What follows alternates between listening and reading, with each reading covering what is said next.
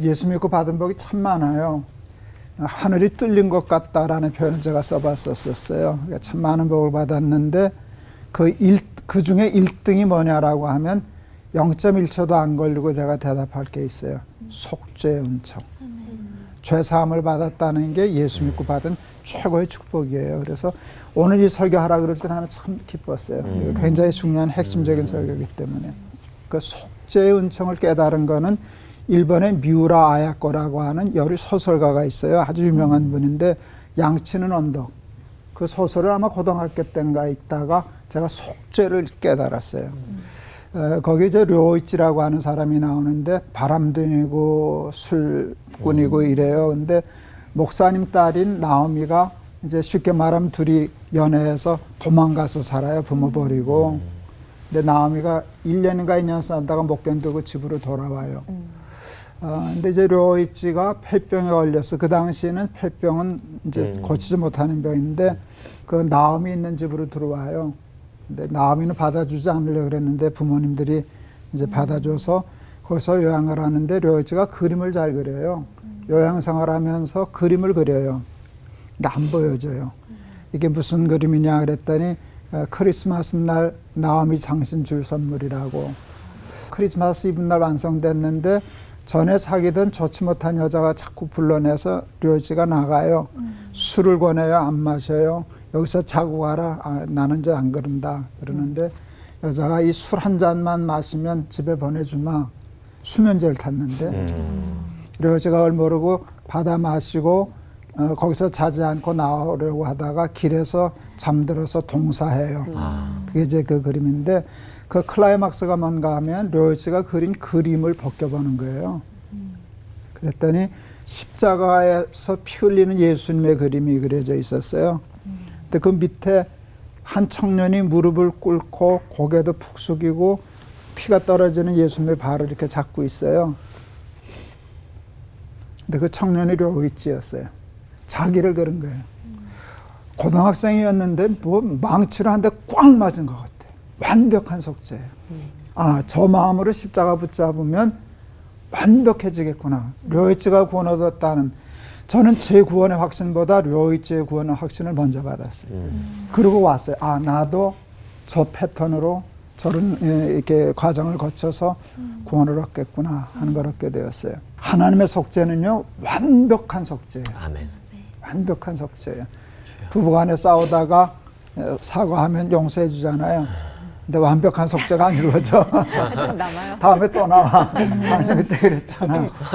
하나님은 그게 없어요. 하나님은 잊어버리셔요. 깨끗이 잊어버렸어요. 동해에서 서가 먼 것처럼. 오늘 말씀처럼 진홍같이 붉을지라도 흰눈같이 양털같이 되리라. 마태복음 1장에 보면 예수님의 족보가 나와요. 누구는 누구를 낳고 누구는 누구를 낳고 하는데 그때 여자는 이름을 안 넣어줬었잖아요. 네. 그래서 족보에 없어요, 원칙적으로. 근데 예외로 몇 여자만 들어가요. 라합, 다말, 룻, 밧세바. 다말은 아내가 아니고 며느리잖아요. 그렇죠? 룻은 기생이고요. 그렇죠? 그런데 거기 밧세바가 나와요. 다 문제 있는 여자만 딱 걸렸어요. 근데 하나님의 의도가 있다는 걸 알게 되었어요. 그게 뭔가 하면 하나님이 한번 회개하고 옳다 하면은 그 다음에 예수님의 족보에 들어가는데 문제가 없는 거예요. 우리 같으면 용서는 해줘도 그 족보에는 못 끼워. 그래도 조금 흠이 있잖아. 근데 그 흠이 없는 거예요. 내가 그거 보고 그래서 하나님이 나보러 그거 깨달으라고 이렇게 완벽한 속죄를 주시려고 다말, 라합, 룻, 밧세바, 우리아의 아내 이것만 딱 집어넣으셨구나. 다 훌륭하고 좋은 사람만 족보에 나온다면 나는 기죽을 거야. 나도 낄 수 있을까? 왕의 족보에, 예수님의 족보에 낄 수 있을까 하는데 다말, 라합, 룻, 밧세바 할 때 그러면 나도 되겠구나. 그래서 그게 제가 큰애 받았던 거예요. 제가 82년도에 목사 안수를 받았어요. 근데 목사 안수 받기 딱 전에 사탄에 걸려들었어요. 사탄이 내 양심을 공격하는 건데 뻔뻔해. 너 같은 자식이 어떻게 목사가 될 수 있어? 내가 기억하는 죄들이 있으니까. 못 견디겠더라고요. 내가 생각해도 아니더라고요. 그래서 굉장히 번민했어요. 안수를 받아야 되나 말아야 되나. 그런데 그때 깨달았어요. 내가 사탄에게 쏟고 있구나. 내 죄를 여러분은 몰라도 내가 알고 사탄이 알고 하나님도 아시는데, 하나님은 나에게 너 같은 자식이 어떻게 목사가 되냐 뻔뻔하게 절대 그러지 않으셨거든요. 그때 사탄이 내가 속죄 받은 것을 이렇게 끄집어내서 속죄의 은총을 잃어버리게 하는 거예요. 그래서 안수 받아도 되겠구나 할 때 뻔뻔하게 받은 게 아니라요, 내가 하나님의 은혜로 십자가의 은혜로 샀기 때문에 내가 목사 되는 일을 예수님이 기뻐하시는구나 하는 걸 알게 됐어요. 내가 십자가에서 힘들었지. 정말 힘들었는데 저것 봐라, 김동호가 목사 된다. 내가 힘들었어도 잘 죽었지. 내가 십자가의 보람이라는 걸 알게 됐어요. 그게 십자가가 없었으면 내가 어떻게 되겠나. 그래서 사도 바울이 고백한 것, 나의 나 된 것은 하나님의 은혜라. 내가 십자가 외에는 자랑할 것이 없다. 사탄은 양심을 어김으로 죄짓게 하고요, 죄짓으면 양심을 가지고 양심적이 되게 해요. 하나님과 우리를 끊어내려고. 뻔뻔해지라는 게 아니에요. 비양심적이 되라는 게 아니라 그 죄책감을 느끼면 느낄수록 그 죄를 용서해 주신 십자가, 하나님의 은혜 자랑하고 감사합니다. 그러므로 열심히 더 하나님의 일을 하겠습니다. 이렇게 긍정적으로 나가는 것이 하나님이 기뻐하시는 일이다. 이렇게 싶었습니다. 한번 기도하겠습니다. 하나님, 예수님의 십자가를 기억하고 속죄받은 것을 감사하고 그 은총의 그 은혜를 감사하며 승리하는 삶 살아내는 우리 모두가 되게 하여 주시옵소서. 예수 그리스도 이름을 받들어 기도하옵나이다. 아멘. 하나님은 그 죄들을 기억조차 하지 않으신다는 김동호 목사님의 정말 단호한 설교를 듣고 위로도 됐지만, 한편으로는 이게 또다시 죄를 반복하고 또 양산시킬 명분도 주는 그런 말씀이 아닌가라는 생각도 조금 들었거든요. 용서해 주실 텐데 뭐 이러시는 분들이 혹시나 있을까봐 좀 인간의 타성을 적게 하는 그런 말이 아닌가라는 생각이 드는데, 이제 사도 바울이 우리 김 목사님 설교에서도 인용됐는데, 사도 바울이 자기 죄 때문에 그렇게 번민하잖아요. 오란하는 곤고한 사람이라다 그러고 죄인 중에 괴수로다 그러거든요.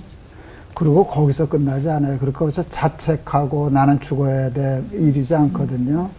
누가 나를 이 사망의 몸에서 건져내랴 하고 구속자를 찾아요. 자기 힘으로는 안 되니까. 근데 그 구속자가 예수님이잖아요. 그래서 바울의 마지막 고백은 이거예요.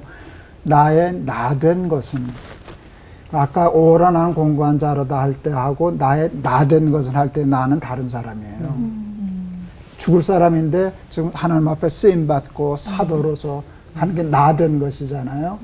근데 그것은 내 탓이 아니고 하나님의 은혜라는 얘기를 해요. 그리고 십자가 외에는 자랑할 것이 없다라고 감격해요. 근데 이제 보세요. 사도 바울이 그런 십자가의 은총을 알았다라고 하면, 진짜로 알았다고 하면, 인간이 약하기 때문에 다 죄의 유혹이 있지만, 내가 죄를 지면 예수님 또 십자가 지셔야 되는데 이쪽으로 가거든요. 그러니까 우리 힘 때문이 아니라 또 용서해 주실 건데, 이거는 뻔뻔함으로 가는 거예요. 그건 진심으로 회개한 게 아니에요. 정말 우리가 육신이 약해서 넘어질 수는 있지만 마음의 진심은 있어야 되거든요. 또 용서해 주실 건데, 그거는 정말 그거는 용서받지 못할 죄가 될 것 같아요. 그래서 우리 박 목사님이 얘기하신 것처럼 무슨 죄를 지었든지 나는 다 용서받는다고 생각해. 창호 씨 얘기한 것처럼 뭔가 하면 단서가 있어요. 아까 얘기했던 료이츠의 진심. 정말 자기 죄인이기 때문에 부끄러워서 누구에도 말 못하는데 십자가 붙들고 하나님 나 살려주세요, 용서해 주세요 하는 그 진심. 하나님은 진심을 보시잖아요. 그 우리가 회개하는 게 진심인지 가식인지 장난처럼 또 용서해 주실 건데 그건 진심 아니잖아요. 우리가 진심의 회개가 있다면 하나님은 완벽한 속죄로 우리에게 축복해 주신다라고 생각해서 우리는 진심의 회개, 그러니까 자책감이 처음에는 진심의 회개에서 좋아요. 근데 나중에 그게 의심으로 가거나 그건 안 되는 거니까 그 선을 분명히 지어서 진심의 회개, 하나님 붙잡는 용서를 통해서 완벽한 속죄를 받고 그 다음에 자유함을 누리는 거고요. 자유함으로 그 다음에 내 자유함으로 하나님 나를 자유케 하셨으니까 난 하나님 나라를 위해서 쓰임 받아야지 하는 이제 쪽으로 가야 되겠죠.